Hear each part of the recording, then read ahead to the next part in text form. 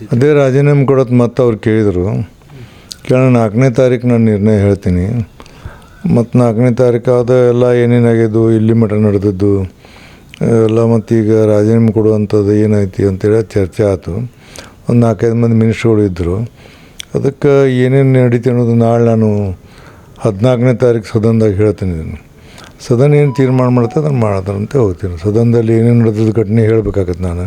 ಯಾಕಂದ್ರೆ 74 ಮಂದಿ ಮುಂದೆ ನಾವು ಇರ್ತೀವಿ. ಅವ್ರ ಮುಂದೆ ಒಬ್ಬರೇ ನಾವು ಏನು ತೀರ್ಮಾನ ಮಾಡೋಕ್ಕಾಗೋದಿಲ್ಲ. ಹೇಳ್ತೀವಿ, ಅವ್ರು ಹೇಳಿದ ಸದನದಲ್ಲಿ ಏನು ಬರ್ತೈತಿ ಅದನ್ನು ನಾವು ಮಾಡ್ತೀವಿ. ಅವಿಶ್ವಾಸ ನಿರ್ಣಯವನ್ನು ಮಂಡನೆ ಮಾಡೋಕೆ ಹೊಂಟಿದ್ರು ಅವರು.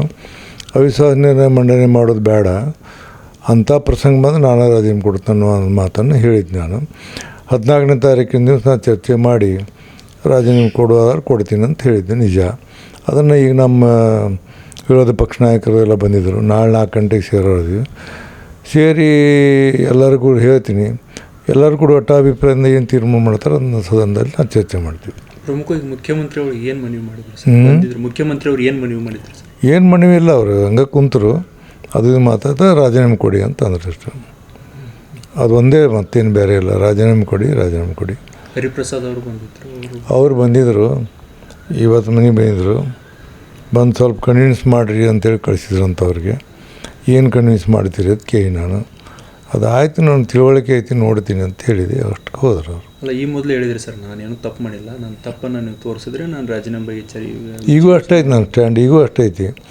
ನಾನೇನಂದ್ರೆ ಇವರು ಈ ಅವಿಶ್ವಾಸ ನಿರ್ಣಯ ಮಂಡನೆ ಮಾಡೋದು, ಅದನ್ನು ಚರ್ಚೆಗೆ ತಗೊಳ್ಳೋದು, ವಿನಾಕಾರಣ ಟಗ್ಗಾಪಾರ ಶುರು ಆಗೋದು, ಇವೆಲ್ಲ ಆಗಬಾರ್ದು. ನಾ ಯಾವುದೇ ನನ್ನ ಅವಿಶ್ವಾಸ ನಿರ್ಣಯ ಮಂಡಿಸಿದ್ರೆ ಅದಕ್ಕೆ ರೀಸನ್ ಆಗಬೇಕು. ಈ ಕೆಳಗಿನ ಕಾರಣದಿಂದ ನಿಮ್ಮ ಮೇಲೆ ಅವಿಶ್ವಾಸ ನಿರ್ಣಯವನ್ನು ಮಂಡಿಸಿ ಅಂತ ಹೇಳಿ ಕಾರಣ ಇಲ್ಲ ನನಗೇನು. ಅದಕ್ಕೆ ಆ ಥರ ಹೇಳಿದ್ರು, ಕಾರಣ ಇಲ್ಲ, ನೀವು ಮಾಡ್ತೀರಿ. ಅದಕ್ಕೆ ಅಂಥ ಪ್ರಸಂಗ ಬಂದು ನಾನು ರಾಜೀನಾಮೆ ಕೊಟ್ಟು ನನ್ನ ಮರ್ಯಾದಕ್ಕಿಂತ ದೊಡ್ಡದು ಯಾವುದಿಲ್ಲ. ಕುರ್ಚಿ ಗಂಡು ಉಣ್ಕೊಂಡು ಅಲ್ಲ ನಾನು. ಅದಕ್ಕೆ 14ನೇ ತಾರೀಕಿನ ದಿವಸ ಇವತ್ತು ಏನೆಲ್ಲ ಆಗ್ಯಾವನ್ನೆಲ್ಲ ಚರ್ಚೆಯನ್ನು ಸದನದ ಮುಂದೆ ಇಡ್ತೀನಿ. ಸದನ ಏನು ನಿರ್ಣಯ ಮಾಡ್ತಾ ಆ ನಿರ್ಣಯದಂತೆ ಹೋಗ್ತೀನಿ ನಾನು. ಸದನದ ನಿರ್ಣಯದ ಮೇಲೆ ನಿಮ್ಮ ನಿರ್ಣಯ? ಹೌದು, 100%. ಯಾಕಂದ್ರೆ ಮತ್ತು ನಾವು ಸದನ ಬಿಟ್ಟು ಇರೋಕೆ ಬರೋದಿಲ್ಲಲ್ಲ. ಹೇಳಿದ್ದೀನಿ ನಾನು ಇಂಡಿವಿಜುವಲ್ ಏನಾಯ್ತು ನಡೀತಿ ಇದೆಲ್ಲ ಹೇಳಿ ನಿಮ್ಮ ಮುಂದೆ ಟಿ ವಿ ಅವ್ರ ಮುಂದೆ ಏನು ರಾಜೀನಾಮೆ ಕೊಡ್ತೀನಿ 14 ಅಂತ ಹೇಳಿ. ಅದನ್ನು ಯಾಕೆ ಏನು ಅನ್ನೋದು ನಾನು ಸದನದಾಗ ಹೇಳ್ತೀನಿ.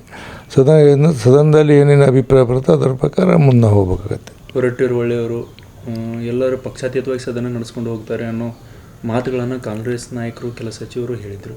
ಸೊ ಇದ್ರ ಬಗ್ಗೆ ಸರ್ ಹೇಳೋದು? ಅಲ್ಲ, ನಾನು ನಡೆಸ್ಕೊಂಡ ಹೊಂಟೀನಿ, ಮಾಡಬಾರ್ದು ಅನ್ನೋ ನಡೆಸ್ಕೊಂಡು ಹೊಂಟೀನಿ. ಭಾಳ ಮಂದಿ ಬದಲಾವಣೆ ಮಾಡಬಾರ್ದು ಅಂತಾರೆ. ಮತ್ತು ಕೆಲವರು ಇದನ್ನು ಅವಿಶ್ವಾಸ ನಿರ್ಣಯವನ್ನು ತರುವಂಥದ್ದು. ನಮ್ಮಂಥವ್ರ ಮೇಲೆ ಅವಿಶ್ವಾಸ ನಿರ್ಣಯ ತಂದ್ರೆ ಈ ಪ್ರಜಾಪ್ರಭುತ್ವ ಏನು ಉಳಿತೈತೆ ಹೇಳಿ. ನಾ ಎಲ್ಲಿಯೂ ಯಾವುದೇ ರೀತಿಯಿಂದ ತಪ್ಪು ಮಾಡಿಲ್ಲ, ಯಾವುದೇ ರೀತಿಯಿಂದ ಒಂದು ಭ್ರಷ್ಟಾಚಾರ ಮಾಡಿಲ್ಲ, ಯಾವುದೇ ರೀತಿಯಿಂದ ಸರ್ಕಾರ ಪರವಾಗಲಿ ಇನ್ನೊಬ್ಬರ ಪರವಾಗಲಿ ಮಾಡಿಲ್ಲ.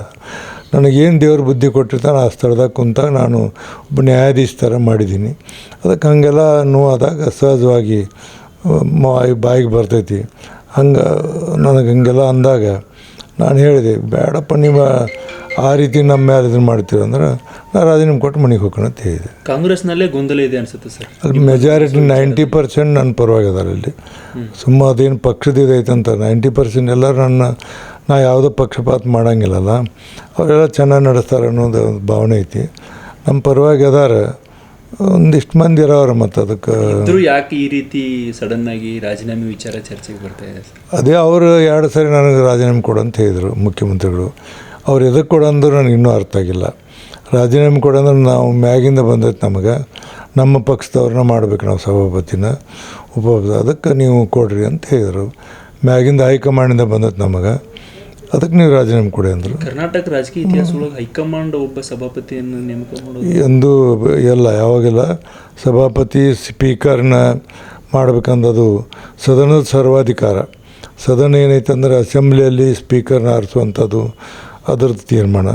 ಕೌನ್ಸಿಲ್ದಲ್ಲಿ ಸಭಾಪತಿ ಆರಿಸೋದು ಇದ್ರ ತೀರ್ಮಾನ. ಇವನ್ನ ಹೈಜಾಕ್ ಮಾಡುವಂಥದ್ದು ಸರಿಯಲ್ಲ. ಸದನಕ್ಕೆ ಬಿಡಬೇಕು, ಸದನದ ಪಾವಿತ್ರ್ಯನೇ ಉಳಿಯಂಗಿಲ್ಲ.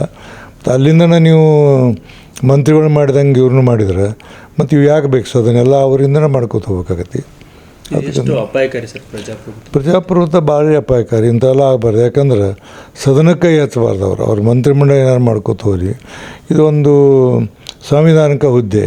ಸಂವಿಧಾನಿಕ ಹುದ್ದೆಗೆ ಮತ್ತು ಅವರು ಇಂಥವ್ರನ್ನ ಮಾಡಿ ಅಂತ ಅಲ್ಲಿಂದ ಡೈರೆಕ್ಷನ್ ಕೊಡ್ತಾರಂದ್ರೆ ಮತ್ತು ಅದಕ್ಕೆ ನಾಳೆ ಹೈಕೋರ್ಟ್ ಜಡ್ಜಿನ ಇಂಥವ್ರನ್ನ ಮಾಡಿರಿ ಮತ್ತೊಬ್ಬರು ಮಾಡಿರಿ ಅನ್ನುವಂಥ ಪರಿಸ್ಥಿತಿ ಬಂದ್ರೆ ಏನಾಗುತ್ತೆ ಅದೇ ಥರ ಇದು ಆಗಿದೆ.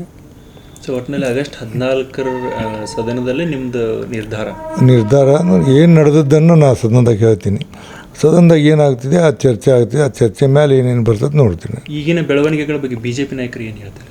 ಅವರು ಹೇಳ್ತಾರೆ, ಅವ್ರು ಏನಿಲ್ಲ ನೀವು ಎಲ್ಲ ಸರಿ ನಡೆಸಿರಿ ಇಲ್ಲಿವರೆಗೆ ಯಾವುದೂ ಇದಿಲ್ಲ, ನೀವು ರಾಜೀನಾಮೆ ಕೊಡಬೇಡಿ ಅಂತ ಹೇಳ್ತಾರೆ. ಅವರು ರಾಜೀನಾಮೆ ಕೊಡಬೇಡಿ, ಅದು ಏನು ಬರ್ತದೆ ನೋಡೋಣ ಸದನದಾಗ ಅಂತ ಹೇಳ್ತಾರೆ. ಸದನದಲ್ಲೇ ಆಯ್ತತ್ತೆ. ನಾಳೆ 4 ಗಂಟೆಗೆ ಕೂಡ್ತೀವಿ, 4 ಗಂಟೆಗೆ ಕೂಡ್ತಾರೆ ಅವರು, ಕೂಡಿ ನನ್ನ ಕಡೆ ಬರ್ತಾರೆ. ಅವಾಗ ಏನು ನಿರ್ಣಯ ಮಾಡ್ತೀವಿ ಆ ನಿರ್ಣಯದಂತೆ ಹೋಗ್ತೀವಿ. ಅಂದರೆ ಬರೀ ಚರ್ಚೆ ಅಷ್ಟಾಗಿದೆ, ಭೇಟಿ ಯಾರನ್ನೂ ಆಗಿಲ್ಲ ಅನ್ಸುತ್ತೆ ಸರಿ? ಇಲ್ಲ, ಯಾರನ್ನೂ ಭೇಟಿಯಾಗಿಲ್ಲ. ಚಲವಾದಿ ನಾರಾಯಣ ಸ್ವಾಮಿ ಬಂದಿದ್ದರು ಮನೆಗೆ. ಅವ್ರು ಇನ್ನು ನಾಳೆಗೆ ಅಶೋಕ್ ಅವ್ರು ದಿಲ್ಲಿಗೆ ಹೋಗ್ಯಾರ, ನಾಳೆ ಬರ್ತಾರೆ. ಬಂದ ನಂತರ ಎಲ್ಲ ಮೀಟಿಂಗ್ ಮಾಡಿ ಇಲ್ಲಿ ಬರ್ತಾರೆ. ಅವಾಗ ಏನೇನು ಮಾತಾಡಿರ್ತಾರೆ ನಾವೇನು ನೋಡಿ ಅದಕ್ಕೊಂದು ತೀರ್ಮಾನ ಮಾಡ್ತೀವಿ. ಒಟ್ಟಿನಲ್ಲಿ ಒಂದು ವರ್ಗ ಕಾಂಗ್ರೆಸ್ನಲ್ಲಿ ಬಸವರಾಜ ಹೊರಟ್ಟಿ ಅವ್ರನ್ನ ಇಳಿಸಲೇಬೇಕು ಅನ್ನೋ ಹಠಕ್ಕೆ ಬಿದ್ದಂತಾಗಿದೆ. ಅಲ್ಲಿ ಅಂಥವ್ರು ಯಾರಿಲ್ಲ, ಒಬ್ಬಿಬ್ಬರು ಇರ್ತಾರೆ. ಇಳಿಸ್ಬೇಕಂತ ಏನಿಲ್ಲ, ಅವರು ಸಭಾಪತಿ ಆಗಬೇಕಂತ ಒಂದು ಇಬ್ಬರದಾರ ಅವರು, ಅದಷ್ಟು. ಯಾರು ನೀವೇ ನೋಡ್ಕೊಂಡು ನಾ ಹೇಳಿದ್ರು ಅವ್ರನ್ನ ಅದಾರ ಅಷ್ಟು ಅವ್ರು ಗೊತ್ತು. ಒಟ್ಟಿನಲ್ಲಿ ಈಗಲೂ ಸ್ಟ್ಯಾಂಡ್ ಇದ್ರಿ ಸರ್? ಹಂಗಾದರೆ ನಾನೇನು ತಪ್ಪು ಮಾಡಿಲ್ಲ. 100%.